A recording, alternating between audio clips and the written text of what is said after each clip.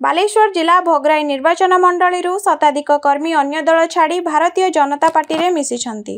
एने स्थानीय बीजेपी कार्यालय रे एक मिश्रण पर्व आयोजित होइथिला। बीजेपी नेता आशीष पात्रंक नेतृत्व रे बालिम पंचायत रु बहु समिति सदस्य सदस्य वार्ड सदस्य बीजेपी रे जोग देइथिले। दलीय उत्तरीय एवं टोपी देई श्री पात्र नवागत कर्मी को दल रे सामिल कराइथिले। देशर प्रधानमंत्री नरेंद्र मोदी नीति आदर्श एवं सुशासन रे अनुप्राणित होई बीजेपी मिशिथिबा नूतन कार्यकर्ता कहिसंती। आगामी दिन में श्रृंखलित भावे दलर हाईकमांड को निर्देश क्रमे कार्य करिवे। एहा सहित दल को आगकु नेबा पई आप्राण उद्यम करिवे बोली नवागत माने प्रकाश करथिले।